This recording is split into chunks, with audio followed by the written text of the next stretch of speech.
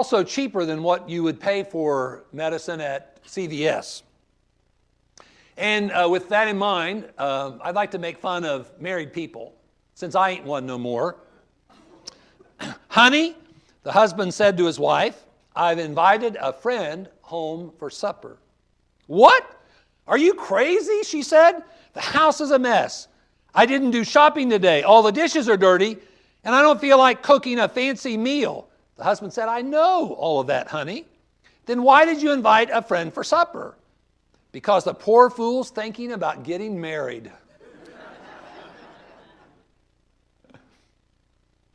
We had some extra money last month, so we voted on what to do with it. I voted to buy a pickup. It was a 1-to-1 tie in the voting about what to do with the money until overnight when 139,000 votes came in from a new truck, and my wife is suspicious. I can't imagine why. My wife asked me to take her to one of those fancy restaurants where they make food right in front of you. So I took her to Subway, and that's when the fight started.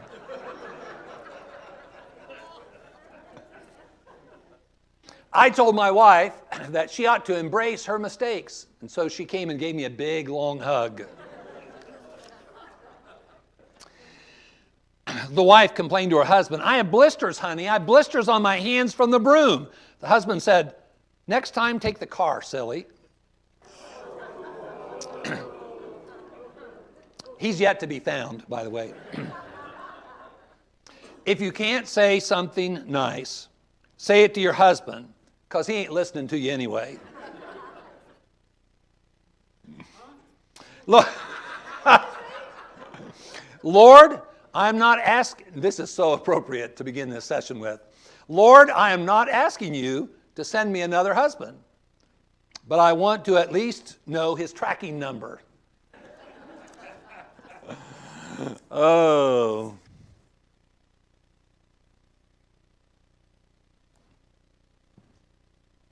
Ladies, what is this? Okay, this is a gift, okay? This is a gift. As a matter of fact, this particular gift is what kind of a gift? Birthday. Okay, it's a birthday gift. Okay, now, have you ever in your life gotten a gift that you didn't want? Now, men, you can just sit there and you don't even have to listen. The women know about this kind of stuff, so I just want to talk to them for a minute. Now, ladies, if you got a gift that you didn't want, what would you do with it? Take it back, okay? And nowadays, by the way, did you know you can return Amazon gifts at Kohl's? That was a neat marketing idea. Somebody else had an idea? What are you going to do with this gift? Re-gift it? You would have the gall to give somebody else a gift that somebody loved you enough to give to you? You're going to give. Now, how much is that gift going to cost you when you give it to that, when you re-gift it? It's a loss. It's a loss. It's white elephant, yeah. Well, okay, let's say that you decide not to take it back. You decide not to re-gift it. Is there any other option, ladies? Garage sale. Good one. Make it part of the landscape. Have you ever thought about just putting it in the closet or in the basement? Okay. You'll find it probably 20 years later when you decide to move out of that house that's where you stored it and you forgot about it. Okay, now, life gives us gifts. And some of those gifts are just, they're precious. And maybe even in the category of priceless. And we just love to get those gifts that we want. Why in the world was I so blessed to have the wife I had? Why in the world was the Lord so good to you to have the husband you have, or the children you have, or the grandchildren you have, or to have the job you have, or to have the house that you're living in, or the house that you're working on, eventually to live in? Life just has some really awesome blessings in it. But life also gives you gifts you don't want, gifts you never asked for, gifts that no way ever would you ever ask for. One of the things that life gives you is loss. Who wants loss? You know, sometimes life gives you an unhealthy, scary diagnosis. Sometimes life gives you a friend that betrays you, and you lose that friendship.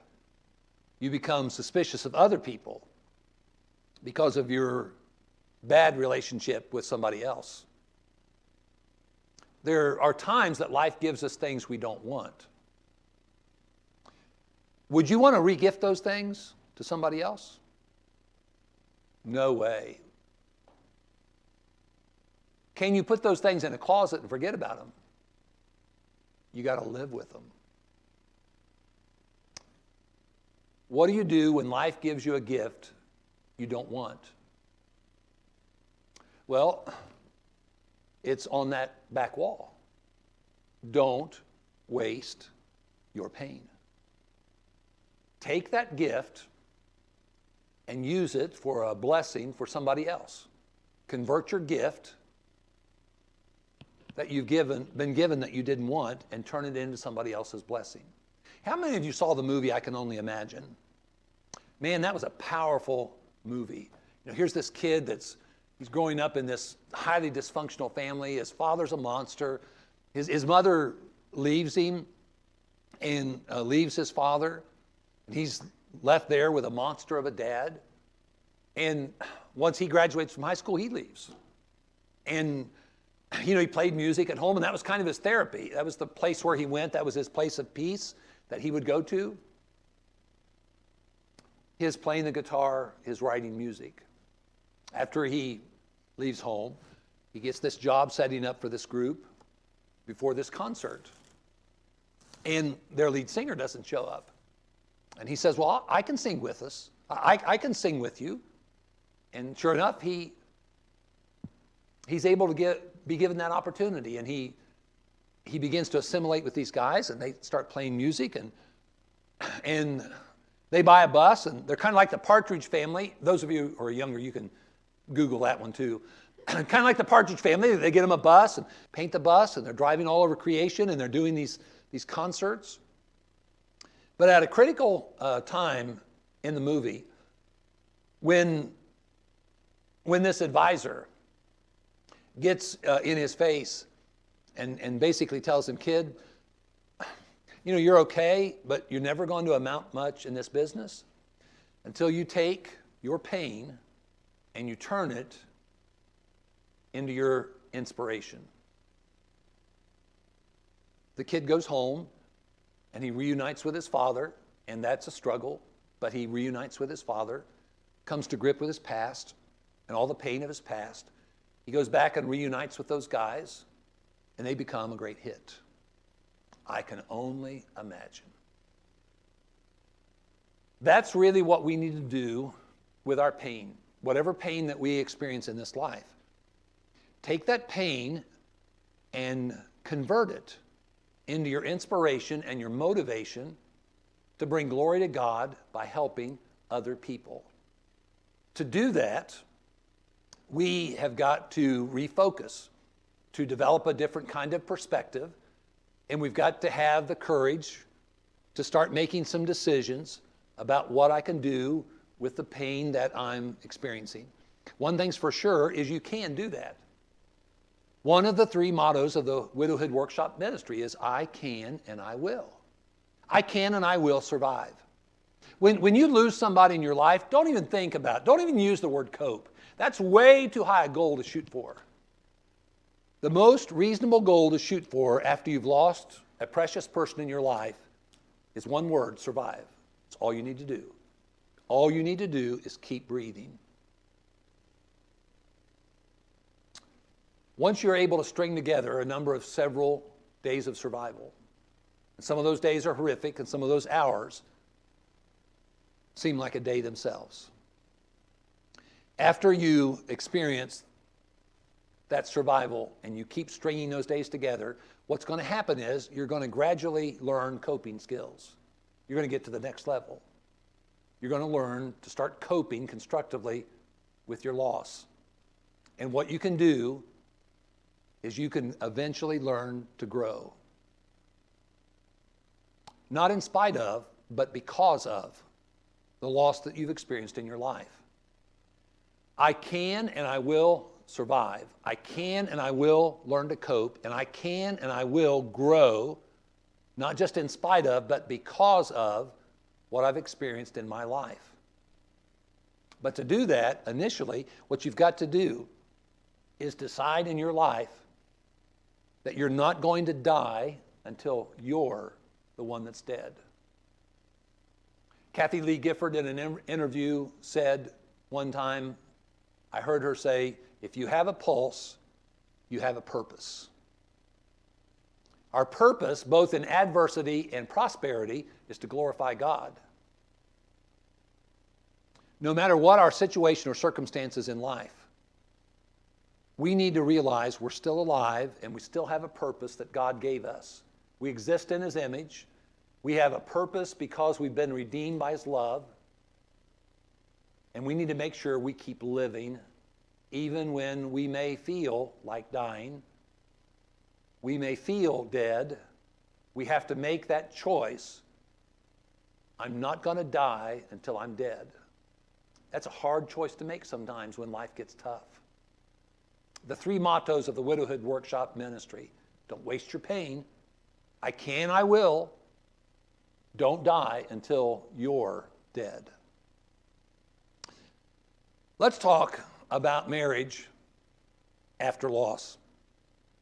In 1 Corinthians Chapter 7, verse 39, I'm sure that you've been in classes, maybe Bible classes at church, where this subject was discussed.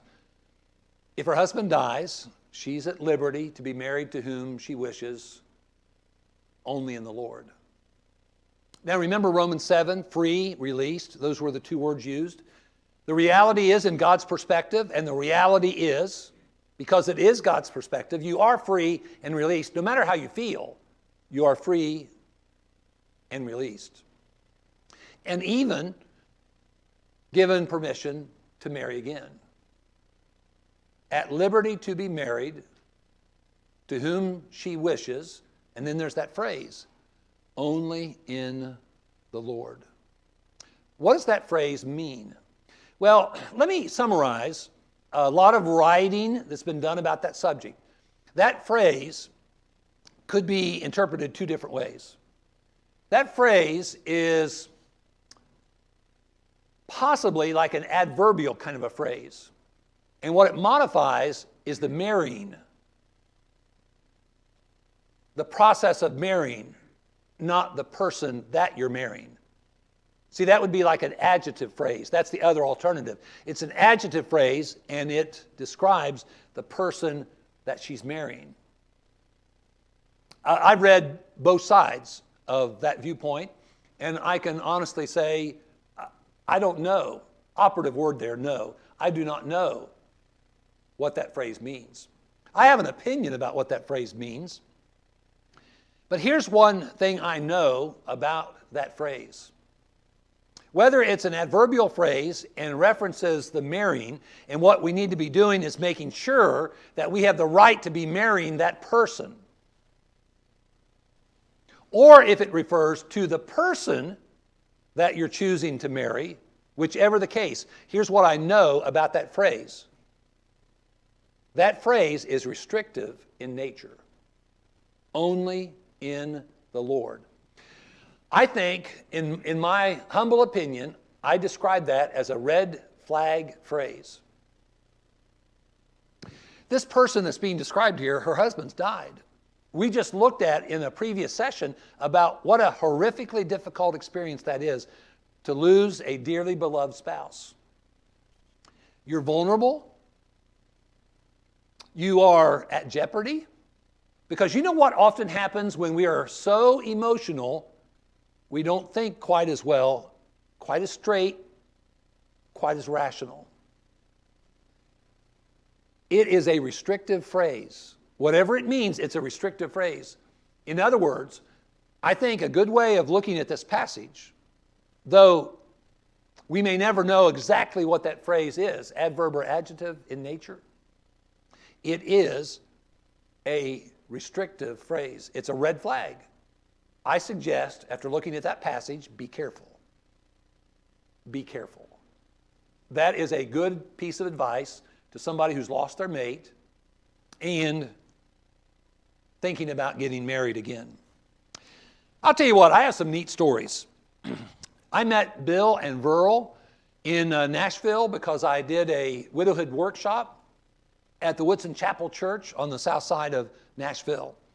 Bill and Verl, I ate lunch with them the Sunday after the first session of that widowhood workshop. Both of them had experienced loss. They told me their story, and I said, I need you to send me that in print. So Verl hand wrote this story. I'll just give you bits and pieces. Both of them had long, happy marriages. The one spouse, Bill's wife, had suffered ovarian cancer and suffered for over a year. Verl's husband had Parkinson's disease for 10 years. Both of them were faithful caregivers to their mates. They kept their spouses at home until they passed away, and they experienced the deep grieving that goes with that experience of loss. After 14 years, Bill's son said to his daddy, Dad, why don't you invite Verl out on a date? 14 years after his mother passed away, that was the boy's suggestion to his dad. Bill finally got up the courage to call Verl and ask her out on a date. She said yes, and he said, I don't know what to do next. I don't remember this. But they started spending some time together. And sure enough, after his 14 years and her 10 years of being alone after loss, he popped the question and she said yes. And they're hitched and they're happy. As a matter of fact, let me read to you the last handwritten paragraph of her story. After dating a while and falling in love, we married. Our lives are so much happier. God's work now can be done together. I met this lady, I'm suspicioning she must have been in her 50s, in Medina, Ohio, at the end of a workshop. She came to me. She was smiling like a Chessy cat. She said, I want to tell you my story. She told me her story, and I said, please send me an email about your story. She suffered loss in 2012 after being married 38 and a half years. He suffered loss in 2013 after 40 years of being married. They ended up in the same church. Now, years previous to this, in another state, they attended the same congregation, but didn't really know one another. They just attended the same larger sized church. They end up in north central Ohio at the same church after their loss. Well, it happened. They talked on the phone back and forth. And then they decided after Wednesday night church to go to McDonald's and have some coffee. She said, we met, I'm going to read her exact words. We met the following Wednesday after Bible study at McDonald's. I was so nervous, I was shaking. Now, she'd been married for 38 and a half years. She said, I was so nervous, I was shaking. We had a nice chat, and later, the next couple of weeks, chatted on the phone occasionally, and then we went out to dinner. It was a date because he picked me up. In July, he went to visit with his son in Arkansas. He loves to travel, and I needed to go to the hospital for some testing. I was having some problems. She ends up diagnosed with cancer. She explains in this email, I knew that he would leave me. I knew I was going to miss out on this opportunity. Now, neither one of them had any intention of ever remarrying again. Both of them had had 38, 40 years of marriage. She's diagnosed with cancer. He comes back from Arkansas. She starts treatments. She loses her hair. She pukes her guts out. And he was right there by her side every step of the way. He didn't leave her. Later on, after she recovered, as he became her primary caregiver, they got married, and they're living happily ever after. The Magnolia Messenger is a publication out of the state of Mississippi, and in the most recent edition of the Magnolia Messenger, there is a really neat article that's entitled, "Holding Another's Hand After Passing of Your Mate." And it's a story about 3 couples. Each have a beautiful story of agonizing loss, recovery, and then marrying again. I mean, I could go on and on and on with all kinds of neat, positive stories. I want to share, though, with you the flip side. July 30, 2016 was when Diane lost her husband. This is sent to me 2.5 years after her loss. They were married when she was 19, he was 23. They had 23 years of marriage, 2 daughters. They were 13 and 16. One Sunday, Diane sent her 13-year-old daughter down to the basement to retrieve her dad to come up for breakfast before they went to church.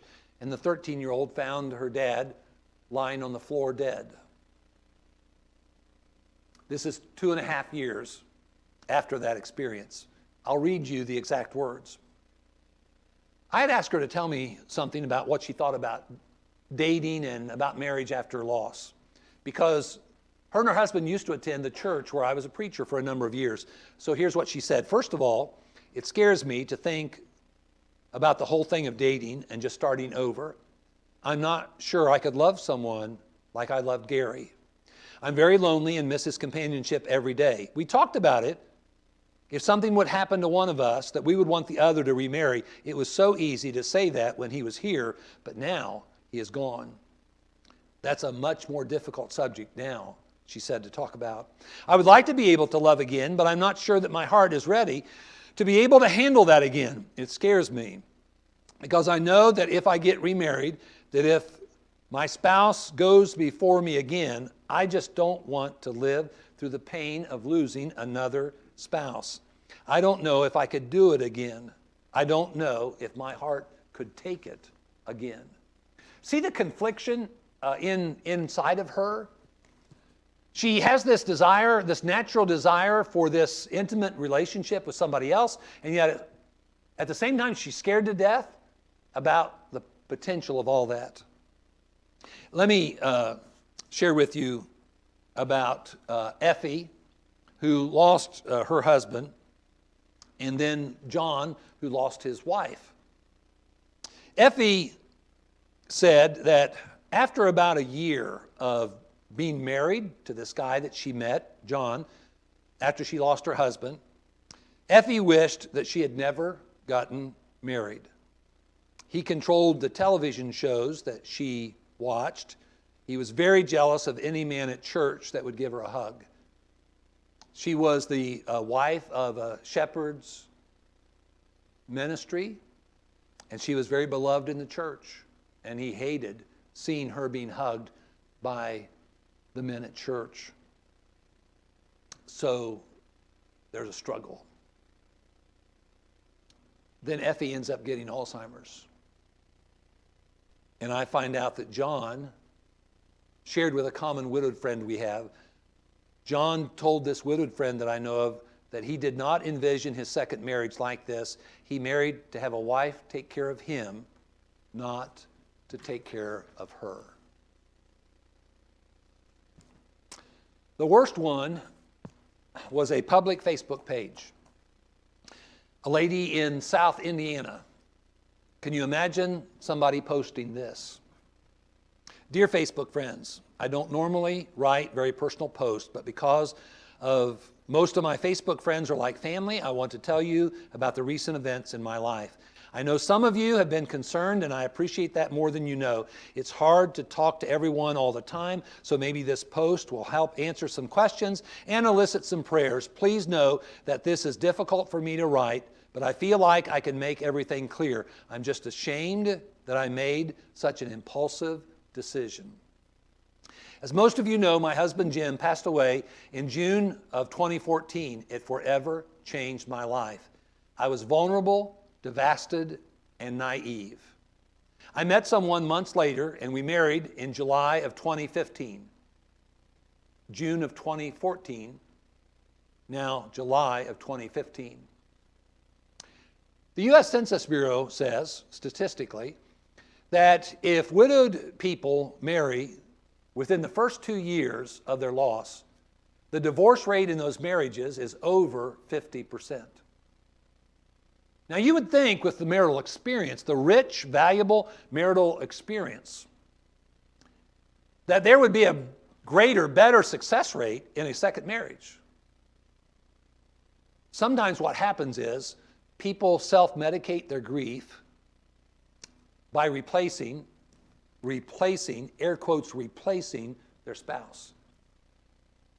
We don't replace people in our life. If you lose a child, you don't replace a child by getting pregnant again. You can't replace a person in your life. But sometimes in our deep grief, we think that we're going to self-medicate our grief. We don't call it that, but sometimes we're tempted to embrace that concept. You know, sometimes people with depression will self-medicate. They'll self-medicate with alcohol, with meth, but they're doing something because they have to survive, and that's the way they see them surviving the grief that they've experienced. Marrying, self-medicating your grief like that is not a good idea. She's proof of that. While that may seem very quick, at the time, I couldn't see it that way. I was lonely and should have never remarried so quickly. I don't want to go into all the details on Facebook, but after several rounds of heartache with this person, we are now divorcing. Being a teacher in a small town for 25 years lends itself to knowing many, many people. I am taking back Jim's last name as he was the love of my life and my soulmate. Please pray for me and Lexi as I continue to grieve Jim and as I move on in my life. This has been such an embarrassing situation. You all know me, and you know that all I've ever wanted was a loving marriage like many of you have. However, I know that it's time for me to be still and wait on God's timing and God's plan. Thank you for your encouragement. Some of these marriages are awesome, fantastic, and I've met a lot of those people. Some of these second marriages are more like a horror flick. It's something we need to talk about. Einstein says the most critical key for remarriage preparation is to resolve or mourn the loss of former relationships. We've got to do our grieving first. We've got to get ourselves to a better place. I've shared with you 3 things that I prayed passionately about after my wife passed away. Another thing that I prayed passionately about is God would give me the ability to resist the temptation to marry again too quickly, because I knew about some of these issues, even at that point early in my journey. But it's hard after you've lost a mate, and for decades all you've known is this very special kind of relationship. and you so desperately want that again. Man, is it ever a struggle. I saw this on Facebook. You have to be okay on your own. I thought this was really a wise observation. You have to be okay on your own before you have a healthy relationship with another person. You know, we really don't need to be bringing into somebody else's life our issues if we have not gotten a grip on our issues ourselves. That's not kind. That's not compassionate. That's not loving. So what we need to do after the loss is we need to deal with our issues, with our grieving issues. And that takes a lot of time and effort. Philippians Chapter 4 is a well-known passage of Scripture, and especially this passage in Philippians 4, verse 11, beginning. I want to read to you this passage of Scripture because there's a section of this passage that is often taken out of context. And I participated in that for a number of years. This is the Apostle Paul, and he's writing as a prisoner of the Lord Jesus Christ. Not that I speak in regard to need, for I have learned in whatever state I am to be content. I know how to be abased and I know how to abound. Everywhere and in all things I have learned both to be full and to be hungry, both to abound and to suffer need. I can do all things through Christ who strengthens me. It's that verse 13 that's often lifted out of context. I can do all things through Christ who strengthens me. That statement is made in the context where the discussion is about contentment. No matter what his contentment was, abound or abased, he had learned to be content. Now, what does that tell you about contentment? How do you get contentment in your life? According to that passage, how do you get contentment? What's the verb there? Learned. Do you remember, for some of us, learning is a painful experience. Do you remember Algebra 2? Or in geometry in 10th grade, Mrs. Pan was my teacher. She was a Cambodian teacher who came over to teach for a year or so. If you know about geometry, the theorems and all that sort of thing, I remember asking her a question now remember, I was struggling with my faith at that point. I was a new Christian. So I decided to be problematic as a student, and I asked her a question I knew she couldn't answer. And she said, "Dean Miller, you are crazy. You are crazy." Now, can you imagine me being a public spectacle in a public school, high school setting in a geometry class where my teacher is saying I am crazy?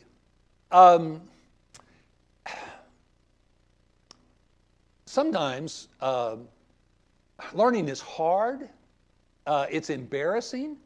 It takes a long time. It can just be, when it comes to loss and finding contentment after loss, it can be extremely painful and take a long, long period of time.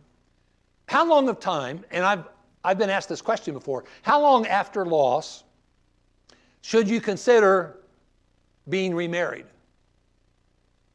And when people ask that question, you know what they're asking. What are they wanting me to say? What are they wanting me to give them?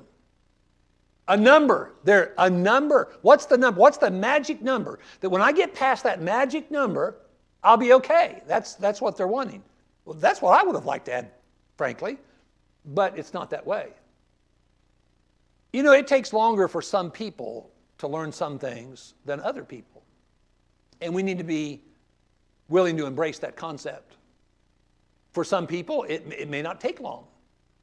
For other people, it may take years. Bill and Verl, I mentioned them in Middle Tennessee. One 10 years, one 14 years. And then they have this beautiful second marriage. I can't give a number answer. But what I do know is you have got to be willing to participate in rehab. You've got to be the one who chooses to rehab yourself by the grace of God and become that new person with that new identity. But that can take a long, long time. Now, look at that verse on that graphic. I have learned in whatever state I am. You know those documents that you fill out? Or you check the box in regard to marital status? What are the options in regard to marital status? What are they? Single, married, divorced, widowed, okay. Now, stop and think about that. I have learned in whatever, let's put the word marital, because that's one state, right? I have learned in whatever marital state I am to be content. How hard is that? That can be very hard. Do you know we have people in this country, I was just talking about this earlier. I went to school with a gal who became an academic. She was one of the vice presidents for Freed-Hardeman University. We went to school together. And she became engaged while we were in school. But her husband broke it off. Or her fiance broke it off. And she's never been married in her life. I've talked to her about another area of ministry that I think would be good for us to create. This would be a really difficult one, is a ministry to the never married. How many of you know people who have never married in their life? Okay, a bunch of you, yeah. In the church where I was at in Hartville, Ohio for a third of a century, we had people in that church who had never, ever experienced marriage. Now, I'm not sure why, but they had never been married. And you know what? They were Christians, and they were faithfully serving the Lord. There are also people who've gone through the trauma of divorce and are not married. And they have learned, I know some of them, they have learned to serve the Lord in that state. And the same thing's true with widowed folks. But to do something that personal is extremely difficult, extremely difficult. What should be considered before marriage? Think about this, not just marriage after loss, but think about this in regard to marriage, period, whether it's a first one or one after it. By the way, I met a lady in Huntington, Tennessee one weekend when I was doing a widowhood workshop, and she came to me and she told me she'd been widowed 3 times. As soon as she said that, I swallowed hard. She was the first person I ever met. Now, I know a number of people have been widowed twice, but she'd been widowed 3 times. And after I swallowed hard, you know what she said? She said, I am so thankful to God that I had 3 wonderful Christian men in my life. Wow. I was impressed. She had gone through the agony of loss, spousal loss, 3 times, and she looked back with gratitude more than grief. That's amazing. But that's the power of the grace of God in a person's life. She was able to do that. If you were going to get married the first time or any other time, what are some things that should be considered? Let me suggest to you some myths about marriage. This is one thing that we need to be talking to teenagers about and young adults who've never been married. Myths. There's a book called Fit to be Tied that I used in premarital counseling for a number of years. It is a great book. In that book, this couple talk about myths about marriage. Like marriage will end my aloneness. Marriage will heal my brokenness. Marriage will ensure my happiness. Marriage is God's plan for everyone. Let's assume that this young lady falls in love with her soulmate. By the way, let me correct the thinking about that. We do not marry a soulmate. What we do in years of life together is we create soulmates. That's what we do. But let's assume this girl falls in love with this guy, and she's a neat freak. And he is about as messy as a human being could be. And there they are before God and everyone, and they're committing themselves to one another in this new marriage relationship. Now, he says, I do.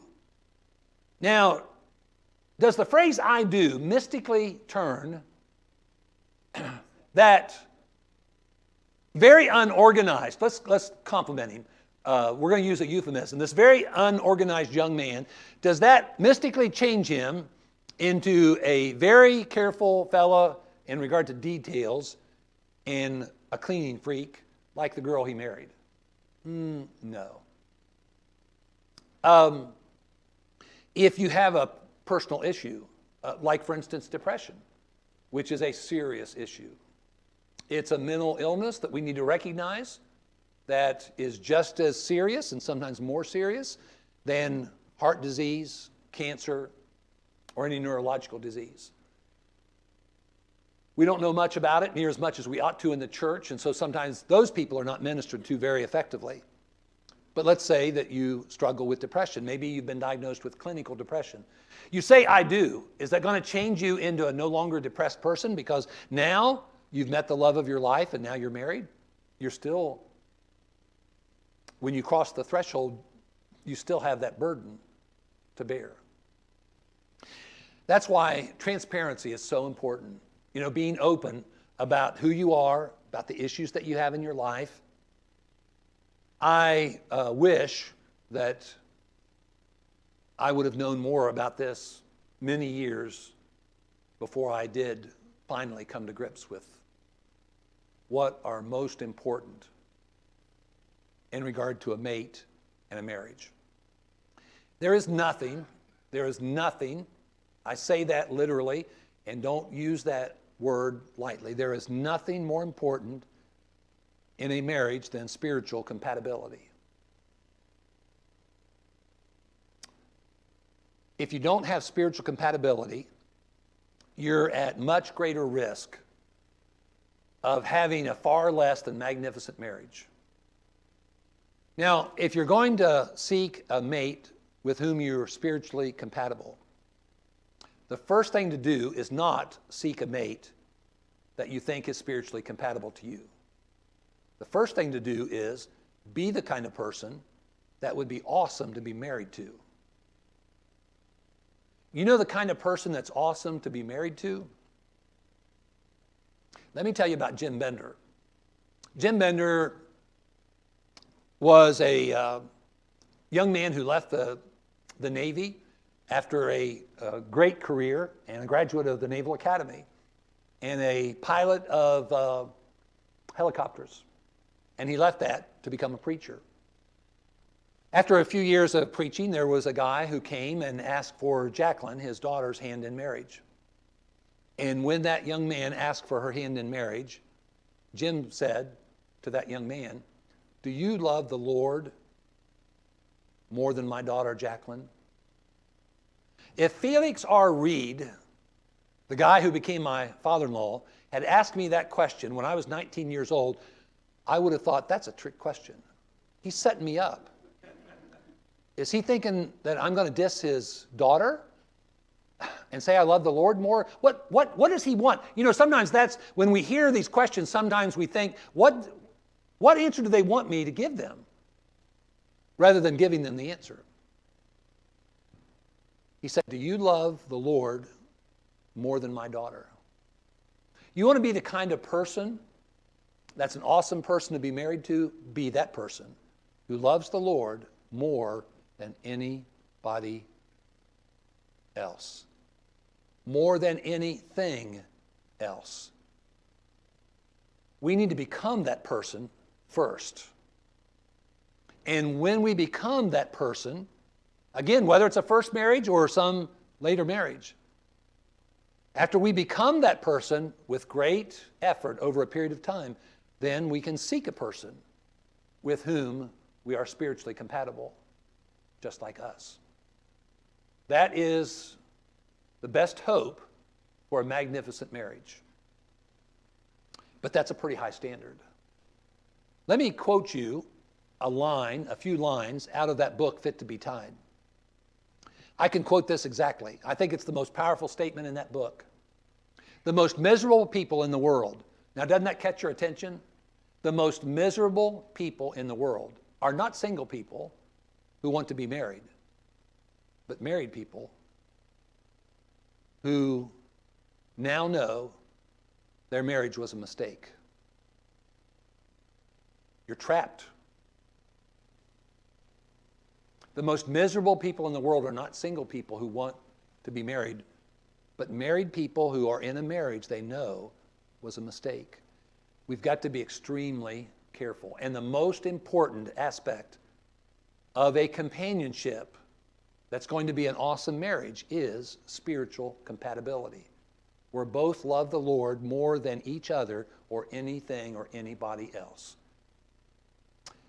Time is the acid test of all relationships. When Ruth Ann and I started hanging out together and we dated together, one thing that I never saw about her was her enrollers.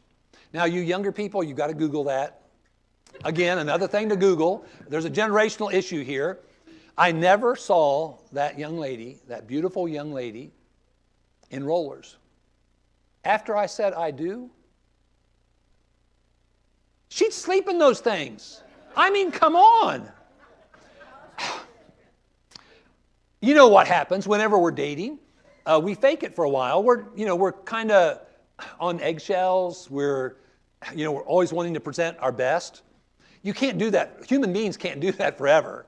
What happens is eventually things happen where you become more you, more the real you, and you show that to that other person.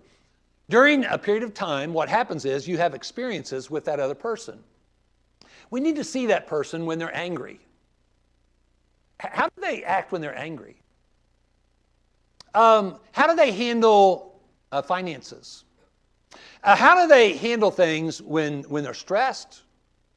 Or how do they handle things when they're really challenged in their life? See, those things are not obvious initially. It takes time, because with time you have experiences, and with those experiences you become aware of who that person really is. It's the acid test of a relationship. Again, people sometimes ask, well, how much time? You're wanting a number. I can't give you a number. That's something that you have to work on and decide about within you and with that other person. In a second marriage, it's especially important to think about the blending of those families. You know, that's something you don't think about. When you're a 19-year-old and getting married to a 19-year-old, I didn't realize I was married to her family too. Even with a first marriage, there are in-laws and there are outlaws. And there are sometimes in-laws who are outlaws. But you're blending these families together. And especially is that a challenge when it comes to a second marriage. Let me tell you about my second wife. I've not met her yet, but I'll describe her. Number one, she's knocked down dead gorgeous. Number two, she's a millionaire. Number three, she has 3 sons.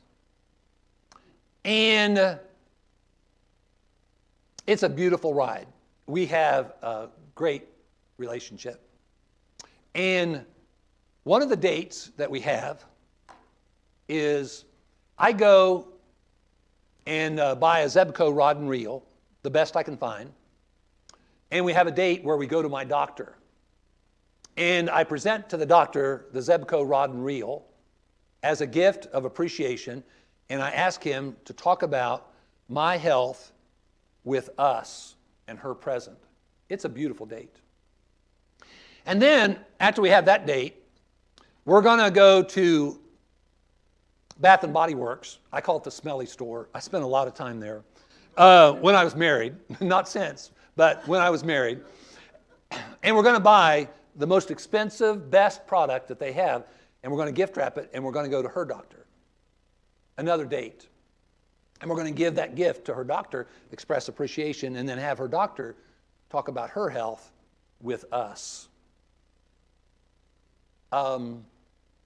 You see, we need to learn about one another. We need to know about one another. There was a lady at church in Hartville, Ohio, who came to me, and she asked me to perform her wedding ceremony. She had ministered beautifully to her husband, who was an electrician. He died of Alzheimer's, and she did a great job of caring for him at home. After she lost him, She reconnected with this guy that she'd gone to school with years and years ago. And they decided to get married. She came and asked me if I would perform their wedding ceremony. And she did it apologetically. She said, Dean, I know that you have this policy. See, I've had this policy for years as a preacher that I just choose not to officiate at wedding ceremonies where a child of God is marrying somebody who's not a Christian. It's a personal conscientious thing. I don't think they're sinning in doing that. I think it's gambling. I think it's creating a real challenge for that person who's a Christian. I'll go to their wedding. I'll buy them a gift. I'll do premarital counseling. I'll do postmarital counseling. But I just don't want to officiate at those wedding ceremonies. That's been my policy for decades. So you've got these, very personal issues that you have to talk about. And that spiritual compatibility is really important. She knew about my policy. She said, Dean, would you make an exception for me? Now, how hard do you think it was to tell her, Jean, no, I just won't. I just won't. She went ahead and got married again. Now, I told you her first husband had Alzheimer's. You know what was apparently hidden from her about him? Yeah. She ended up having a second husband with that neurological issue. And after she married him, she moved into his home. And in the process of his issues personally, she lost everything after he died and had to move into her daughter's basement. There just wasn't awareness, openness, transparency about the health conditions. The expectations we have in any relationship a lot of times are based on past experiences. What are the expectations in this marriage or in this second marriage, if you will? And that family blending, like I said, is extremely difficult. Well, this knocked down dead, gorgeous female who's a millionaire, who has the 3 boys. We've had these dates, and we get married. Now, she's a millionaire, and I've been a preacher all my life. So let's say she dies first. She's got 3 sons and $1 million. Do my 3 girls get a sixth of her million? Let's flip the coin. I die as a preacher and I leave behind $1.50. Do my girls have to break the 50-cent piece and give a quarter to her boys? This is complicated, isn't it? There's a lot of things to consider. What are the financial goals? How many accounts are there? What about budgets? I have been deaf on prenuptial agreements since we started them. I think it's programming a marriage for failure, but I can see the possibility of an exception here. In my thinking, if you've got 3 adult children who are very touchy about their inheritance, that might be something. If you're really serious about this marriage, the 2 becoming one, it might be a good thing to consider that prenuptial agreement to calm those adult children down who may not be buying into this second marriage. You've got debt issues to consider, insurances to consider, wills, estates, inheritance. There's one word that I use in regard to second marriages: complicated. They can be very complicated. I was in Sebring, Florida, and having lunch with some widowed people, and I made reference to that second marriages can be complicated. This lady said, but mine sure wasn't, and she mentioned about the guy that she married and how uncomplicated their life was. The preacher, who was also with us, said, honey, the reason why your second marriage wasn't complicated is he was an uncomplicated man. That was the reason why it was an uncomplicated situation. But it can be very complicated. And finances can be one of the most complicated issues in a second marriage. And where are you going to live? Which one? Which house? Are you going to live in both? Where are you going to live? Are you going to sell? Are you going to buy together another home? Again, that's another issue that ought to be talked about way before you talk about an I do. In every human relationship, without question, with every human relationship universally, there's risk-taking. The reason why there's risk-taking is the only kind of human beings there are is imperfect ones. Anytime we engage and cultivate a relationship with somebody else, a friendship, we're risking. You know, that friend can stab us in the back. That friend can betray us, gossip about us, lie about us. We're taking a risk. Why do we take the risk of human relationships? What would prompt us to do that? Anybody? Reward. That's the risk-reward thing. We see the reward. Hopefully we see the risks, but we're willing to embrace the risks at some degree because we see the tremendous reward possibilities. Now, because we live with human beings, there's no way you can eliminate risks. The word there is reduce, not eliminate. You can't eliminate risks. What you can do is reduce the risks in marriage. The way to do that is over time, getting to know one another better and dealing with a lot of these very, very complicated issues. Remarriage at midlife or later is somewhat like the merger of two major corporations. Be wise in what you are doing. You know, sometimes two major corporations will do all this research about the potential merging of their companies, and then sometimes what happens is they back off. They do this homework and then they back off because they see red flags and the merger doesn't go through. Sometimes the merger goes through and it's a disaster. Sometimes the merger goes through and it is a tremendous, wonderful blessing to the company, to the employees, and to shareholders if they're shareholders. But that's something that ought to be done only after a lot of research. Stop and think about how challenging it is to have good, healthy, wholesome human relationships, and how difficult and challenging it is to have that one special, exclusive relationship. I read this on the internet, so I know it's true. Everything on the internet's true, right? Let me tell you how special marriage is. I read on the internet there are 8.7 billion people on the face of this earth. Now, my little brain has a hard time with big numbers. I can't comprehend 8.7 billion, but that's what the internet tells me. On the face of God's green earth. How many people are in a marriage out of 8.7 billion? 2. Boy, marriage is really special. Really special. It deserves to be treated with a sacred spirit and with an investment unlike any other human relationship. I share with you a quote out of a book called So You're Getting Married. H. Norman Wright, who I'd referenced earlier, a counselor fellow who experienced the loss of his wife. Here's a quote out of his book, So You're Getting Married. Quote, some cannot bear the thought of remaining alone for the rest of their days, yet they do not realize that a person can be married and still feel terribly lonely. Wisdom. Exercising wisdom about marriage, and especially about a second marriage. And remember, in all fairness, there are great second, even third marriages, maybe even more. But there's also a risk involved.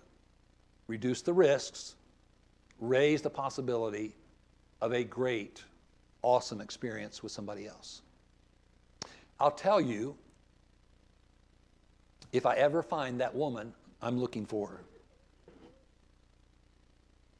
What woman would want to be married to a guy who's involved in a widowhood workshop ministry? I cannot tell you how much I appreciate your kindness and your attention, and I didn't hear any snoring. and I'm really appreciative of that. It's been a blessing to be here last night and today, and I look forward to tomorrow. Tomorrow morning during Bible class, we're going to be talking about praise the Lord no matter what. And then during the worship time in the sermon, we're going to be doing a study of Psalm 31. Boy, that's a neat psalm.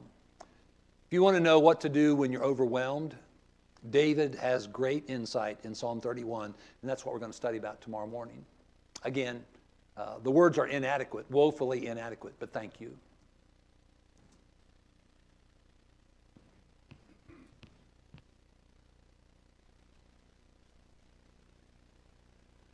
In a moment, Brother Art is going to lead us in a closing prayer. We want to thank you, Dean. We're learning so much here today, and we'll learn more tomorrow, I'm sure. It's been an indescribable experience for all of us.